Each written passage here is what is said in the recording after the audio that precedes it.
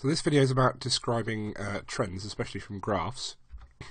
So we're going to do it by looking at an example question. So on the left hand side here we've got a graph of carbon dioxide emissions in the UK changing over time, and it's divided down these bars into cars, buses and rail.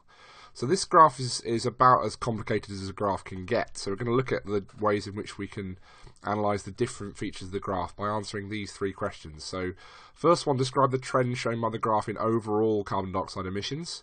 And then the same question but for the carbon dioxide emissions for cars, buses and rail. And then the last part, which is very often goes with identifying trends in the graph, is to talk about the reasons for the trends, to suggest reasons for the trends for the cars, buses and rail. Okay, so how do we go about doing this graph description?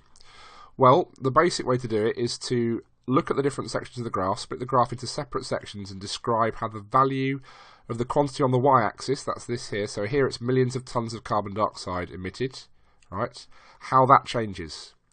The best descriptions might quote the data from specific points, and if you use the exact labels on the axes, right, and the title of the graph to help you, then you're much more likely to get it right, and we'll see how that works when we answer the first question in a second. You could, if you wanted to, and depending on how many marks are available, look at calculating increases and decreases as well, but that's probably not going to be necessary for most questions on describing graph trends. Okay, so how do we answer the first question then? Describe the trend shown by the graph in overall carbon dioxide emissions. Well, overall carbon dioxide emissions here is the total height of these bars. Okay, so this would be what a typical answer would look like. The carbon dioxide emissions in the UK from vehicles, because obviously it's just cars, buses and rail, it's not things like power stations as well, increased gradually from 1998 to 2002, peaking at around 82 million tonnes of carbon dioxide in 2002. There was a very gradual decrease of under 2 million tonnes of carbon dioxide in total up to 2007, and over the following 3 years there was a sharp decrease to around 74 million tonnes of CO2. Well, how do we get to that answer? Well, we do those steps that were in the previous slide. You divide the graph into sections. You can kind of see the red line we've put on here. There's the gradual increase at the start here, then a very gradual decrease, and then a much sharper decrease. And there's a quite clear sort of difference between those three sections. So that's the three sections to consider. Okay? And then we use the words from the graph. What's the graph showing us? It's showing us carbon dioxide emissions in the UK. So we use exactly those words, the carbon dioxide emissions in the UK, from the title. Okay? And then the yellow circle here shows that it's the vehicles. So this is the key, is giving this information here. Cars, buses and rail, not power stations. And then we talk about the different time periods. So the first time period we've bracketed is 1998 to 2002. So you use those numbers from the year at the bottom here. Okay.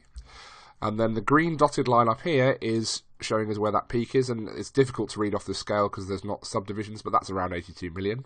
Okay, at the peak in 2002. So quote that data to help support your description. And then a very gradual decrease here, and here instead of quoting the final number, I've gone for looking at the difference instead. It's gone down from 82 to about 80 million, so that's a drop of about 2 million tonnes, okay, over those years. And then I've gone for the final value here for the last section. The important thing is, there's lots of different ways to answer it. The important thing is you've described the changes in the quantity, and in particular you've described in detail that we've got sort of an increase, then a gradual decrease, and a much more rapid decrease. Generally speaking, the detail that's missed out is these changes in the rate of increase or decrease. People will tend just to say increase or decrease. They won't say how quickly it's happening, and that tends to be the second mark for a lot of these trend description questions. So this would be probably more than 2 marks worth of stuff, but this goes to show you what level of detail you can manage if you really go for it on these. Okay, the second question. Well, the second question is about the separate emissions from cars, buses and trains. We can't really use the shape of the bars much here. We can use it for the cars because they're the bottom bar here. So that the shape of this dark green bar at the bottom we can use to look at the cars.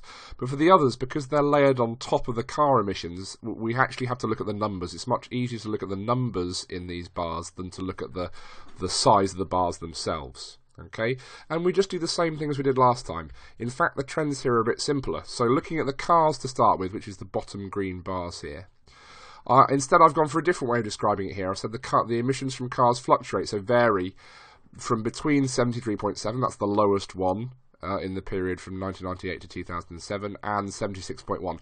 There's a much less clear trend. You might convince yourself it sort of goes up and then back down again, but I think it's probably less clear than the trend from the total. And then the second section of the graph is, again, we've got this rapid decrease from 2007 to 2010. Okay, I'm not going to go through the same procedure as last time for showing you how that comes from the graph. I think that once should be enough. A suggested reason for that, well, this is probably the trickier part. The initial increase maybe from 1998 to 2002 could be that there's just more cars on the road because there's more people. Any decrease might be explained by more fuel-efficient cars because they'll produce less carbon dioxide. And as we'll see from the other two sections, when we look at the buses and the rail, people might be using other forms of transport. So it could be from that. The suggest part, you always need to know some science for. The describe the trend part doesn't require any knowledge of anything, you just need to use the data. So the suggest part needs the two things in combination, your knowledge and your interpretation of the graph. Rising fuel prices might also encourage people to drive less. That's another possibility. So as long as you suggest something sensible, there's usually a big list to choose from. The second part, the buses. Here, again, we're looking just at the numbers because we can't use the bar heights, really. We've got a gradual increase, and the increase is pretty consistently all the way from 1998 to 2007. And then a gradual decrease from 2007 to 2010. It's much less sharp. The increase and decrease are very gradual for this, okay? Some reasons for that might be more people catching buses for the increase. Of course, it doesn't have to mean there's more people catching buses. If companies are encouraged to put more buses on to try and be more environmentally friendly, then those buses will emit carbon dioxide whether there are people, if they're driving around, whether there are people on them or not. So we can't be certain that's the reason. We'd have to have some data about passengers on the buses to be sure about that. And the slight decrease might be, again, more due to more fuel-efficient buses. Lots of inner-city buses run on don't run on petrol anymore. They run on sort of gas instead, which is, generally speaking, a bit more efficient. And then finally, the emissions from rail. Well, this is the simplest trend of all. If you look, there is not a year where either it stays the same or it increases. 1.6 steady for 3 years, then 1.7 for 3 years, 1.8, 1.9 for 3 years, 2 for 3 years. So it's a very, very gradual increase across the entire time period. So again, more trains being put on to provide for greater passenger numbers. Another possibility here is that you don't tend to replace trains very often, as certainly not as often as cars and buses might be replaced, I would say. So it might be that the trains that we have are getting less efficient, and therefore they will produce more carbon dioxide to do the same job. That's a possibility. It's probably unlikely, that one, but it is a possibility. And the increase could also be to more goods, because obviously, unlike the cars and buses, rail is also used to transport goods a lot more. You don't put cargo and things on buses and cars, but it could be for rail, so that's another possibility there. Okay, so that's it. Just some ideas about how to describe graph trends and some examples for suggestions about what the explanations for those trends might be.